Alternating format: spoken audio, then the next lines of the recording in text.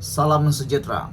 Sekali lagi Akmal Saleh menjadi isu panas apabila beliau kini dianggap sebagai politik samsing dan juga angkuh. Kali ini giliran DAP pula menyanggah, mengajar dan membidas Akmal Saleh. Jika dilihat kepada perkembangan politik terkini ini, dapat dilihat Akmal Saleh membawa suhu yang panas dalam kerajaan perpaduan. Sungguh tidak baik. Amanah sudah bersuara, PKR pun sudah bersuara. Kali ini giliran DAP pula bersuara. Semua mereka tidak setuju dengan tindakan angkuh, tindakan yang dilihat sebagai membawa politik samsing oleh Akmal Saleh. Apa pula pendapat Anda semua? Ada yang berpendapat Akmal Saleh harus lebih memahami keadaan politik sekarang ini yang mana wujud kerajaan perpaduan. Jangan sampai ini akan menjadi bahan yang boleh menjadi bahan kempen oleh pembangkang Perikatan Nasional, khususnya menjelang pilihan raya negeri Sabah dan Melaka yang akan berlangsung tidak lama lagi. Dan saya yakin perkara ini, konflik dalaman ini sudah mula dirangka untuk digunakan menjadi bahan kempen oleh pembangkang. Pasti mereka akan cakap, kerajaan sekarang sudah mula menimbulkan bibit-bibit perpecahan. Dan itu bukan satu yang salah.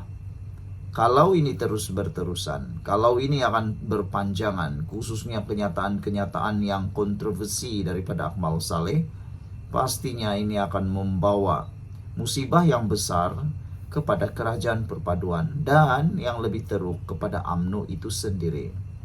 Pemuda DAP hari ini mempertahankan cadangan parti itu agar pembahagian kerusi di Melaka dibuat secara sama rata antara Barisan Nasional dan PH daripada 28 kerusi Dewan Undangan Negeri.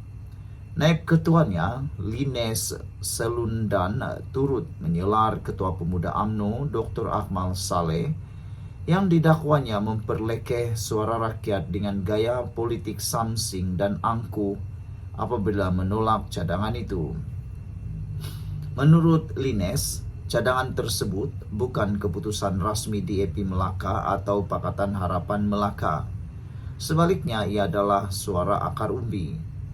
Rundingan kerusi hanya akan dibuat oleh kepimpinan parti secara rasmi apabila tiba waktunya.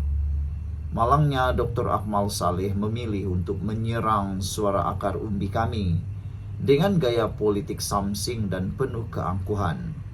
Beliau bukan Presiden UMNO, bukan pengerusi BN, dan jauh sekali juru cakap rasmi kerajaan perpaduan.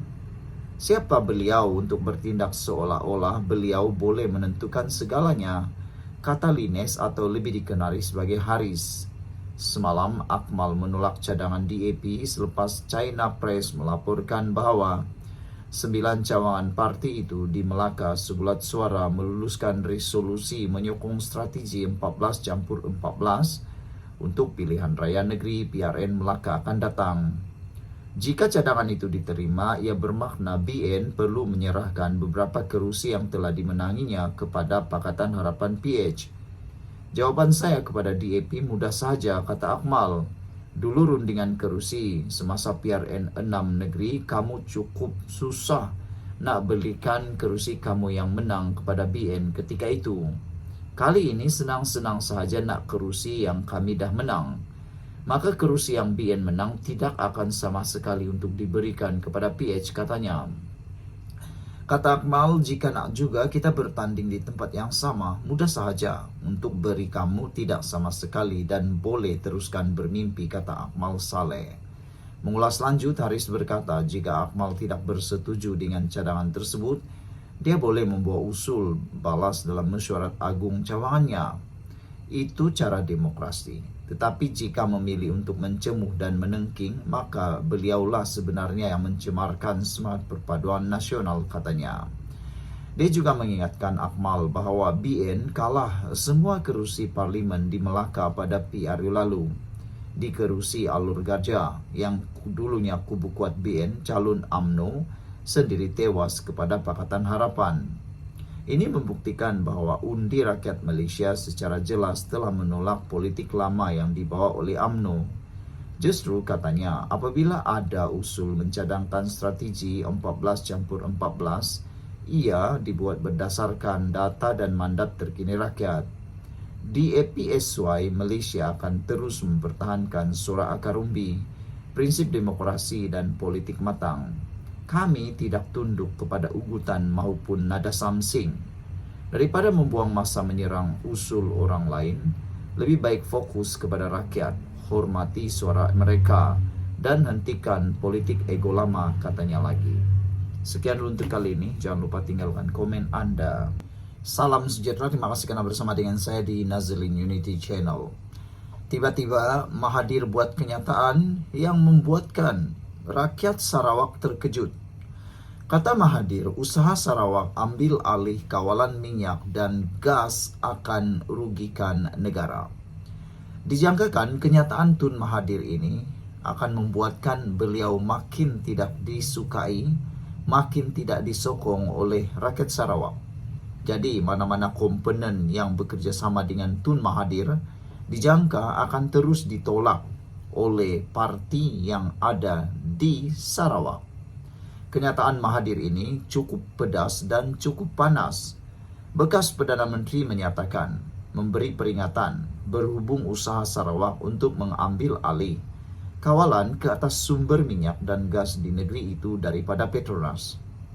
Dalam satu wawancara bersama Free Malaysia Today, Mahathir berkata, langkah Sarawak itu boleh memberi kesan negatif kepada negara dan ekonominya. Negara akan rugi jika rundingan antara kerajaan persekutuan dan negeri diteruskan seperti sekarang, katanya. Ramailah rakyat Sarawak yang memberikan komen cukup tak puas hati dengan kenyataan Tun Mahathir.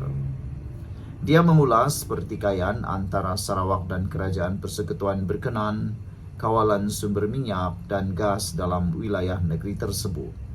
Sarawak mencabar Akta Pembangunan Petroleum 1974 PDA yang memberikan kawalan penuh kepada Petronas ke atas sumber hidrokarbon negara.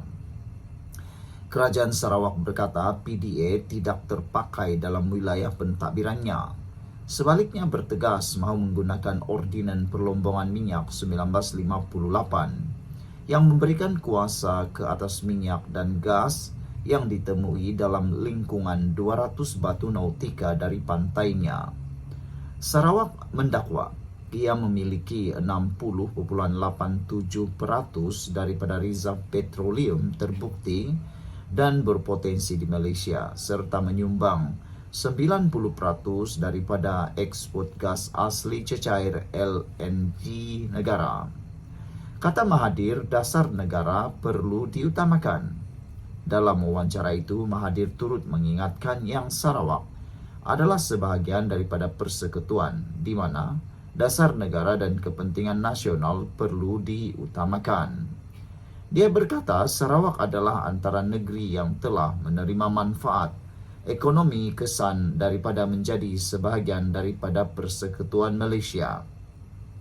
Kata Mahathir, ketika Sarawak berada di bawah pemerintahan British, adakah mereka membina menara berkembar? Mereka sangat miskin, kata Mahathir. British mengambil semua hasil mereka, kata beliau lagi. Saya rasa kenyataan Mahathir dalam isu ini, yaitu beliau menyatakan ketika Sarawak berada di bawah pemerintahan British, adakah mereka membina menara berkembar? Mereka sangat miskin, kata Mahathir. British mengambil semua hasil mereka. Saya rasa tindakan Mahathir mengungkit perkara menara berkembar ini sekadar mahu memperlihatkan kononnya dia membina menara berkembar di Kuala Lumpur. Tapi di Sarawak memang tidak ada menara berkembar. Dan lagi pula ketika Mahathir mengatakan Sarawak sangat miskin di bawah pemerintahan British, pasti ramai memberikan respon yang akan bertentangan dengan kenyataan Mahathir ini. Mahathir juga mengatakan British mengambil semua hasil mereka. Pasti ada aktivis-aktivis tertentu yang akan mengarahkan supaya Mahathir menarik balik kenyataan itu dan memohon maaf kerana hal-hal yang tertentu. Walaupun mengakui negeri Borneo itu mungkin berhak menerima lebih banyak hasil daripada minyak dan gas di wilayahnya, Mahathir berkata kekayaan sumber sahaja tidak menjamin kemakmuran. Sebaliknya, katanya lagi, kejayaan bergantung kepada takbir urus yang baik seperti yang ditunjukkan oleh Petronas. Mahathir turut menyuarakan rasa kecewa apabila melihat pentadbiran Sarawak menggunakan pengaruh politiknya untuk menekan kerajaan persekutuan agar akur kepada tuntutannya. Isu tersebut perlu dibawa ke parlimen untuk dibahaskan, kata Mahathir lagi. Namun demikian, reaksi daripada para netizen menyatakan bahawa sudah waktunya Sabah dan Sarawak menggunakan pengaruh politik untuk menuntut hak mereka. Apa pula pendapat anda semua? Sekian untuk kali ini. Jangan lupa tinggalkan komen anda.